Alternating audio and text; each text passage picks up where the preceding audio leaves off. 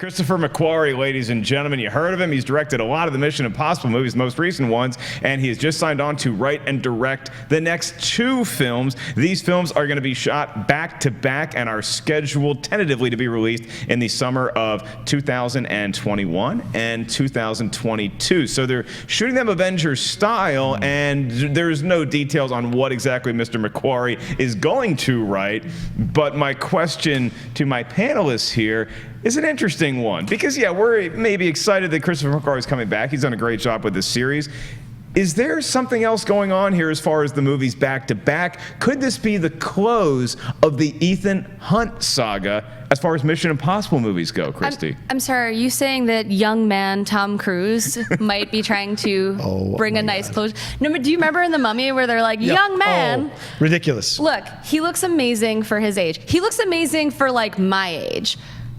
Props to him. But yeah, there's a point where, I mean, on the last one, he wildly injured himself and he does do his own stunts. And like, I think that there has to be a close to his time.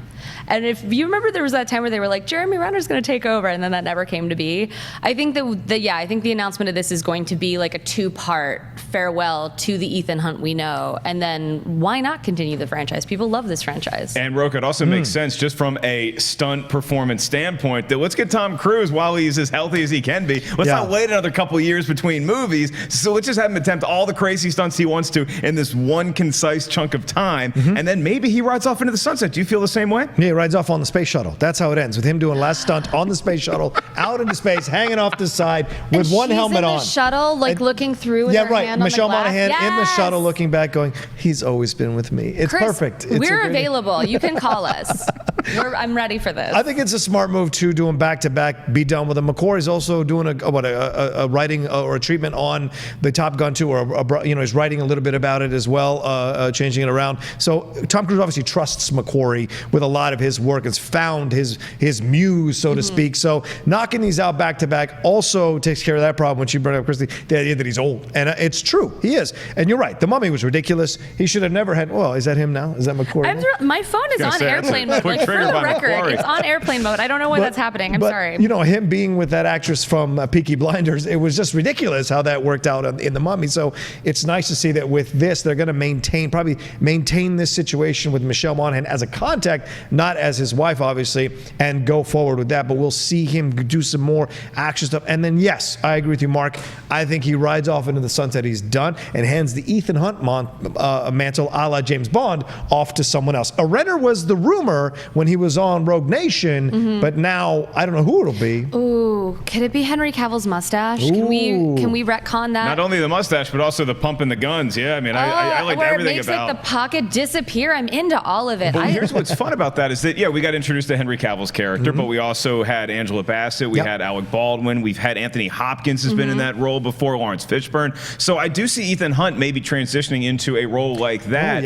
I do not think that they would kill off the character of Ethan Hunt. No. Is there any doubt in y'all's minds that he's going to retire and maybe even still be part of the universe and be working around in an office position, but I don't think he's meeting his fate. Wow.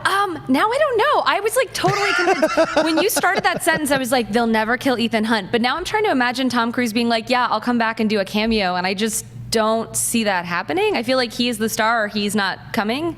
Like he has a very large sense of his own worth, and justifiably so. So I have a hard time imagining him just showing up and being like the Bosley to like tap into another, you know what I mean? Like, I don't know, he would just kind of come by and like hand things off. Well, Roka, the only time he has done a cameo before is when he was Grossman in Tropic Thunder. Does he come back as that character in Mission Impossible? It would be interesting to see him handing out China's my territory. No, we'll see. But to me, this is an interesting point you bring up. Would he transition into this Alec Baldwin spot? A lot of rumors have been going around that he would take the Hal Jordan spot for Green Lantern and like train Kyle Rayner or Jon Stewart to take over the actual Green Lantern in the movie. So is this leading man transitioning into the whole older leading man handing off the torch to the younger leading man position? Baldwin was a leading man in the 80s and 90s. People forget that. So he's had to do it. Why can't Tom Cruise do it? Sean Connery's done the same thing. So it's certainly possible. It's tough, but it's certainly possible. Beetlejuice, Miami Blues. Exactly, those kinds of things. The Getaway. It would also be a way for him to stay part of this franchise and have the occasional stunt scene or action scene, and then flying somewhere. It would still keep him in the franchise, and you'd still pitch Tom Cruise being part of the franchise, but they'd have to find the right person or right actor or actress to take the Ethan Hunt mantle. And I'm glad you bring up the Hal Jordan speculation that we've heard forever about Tom Cruise is possibly stepping into some role in a Green Lantern now reboot in the DCU or whatever comes after the DCU. Does this news that they're filming Mission Impossibles back to back, does that mean that him playing a Hal Jordan in a Green Lantern is dead, or do you think that actually it enhances the chances of seeing Tom Cruise in a Green Lantern because they are filming 2 Mission Impossible movies back to back, and maybe that does his clear schedule for another summer.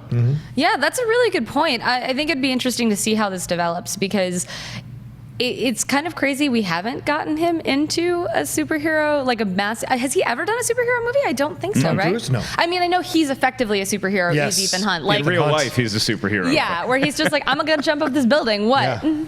I broke my foot. I'm going to do it again. Him and Vin Don't worry Diesel are about it. essentially superheroes. Yeah, but it's like they're superheroes in that way of like where Fast and the Furious is like sort of a superhero movie, but not technically. But yeah, I think it would be really exciting to see him do that, and that might very well be that they're locking this down, and it might just be a scheduling point at this point because like when will the Green Lantern thing happen? Rocha, you want him to play Green Lantern? I do. I want to play Hal Jordan. He'd be a great Hal Jordan, but I think what you bring up is correct, and I think what you mentioned, Mark, is absolutely right. Doing these back to back, it takes a long time for these DC films. Look how long Aquaman took 3 years. So sometimes it takes a little bit of time to kind of write the script, get the thing going, find time in the schedule, what have you.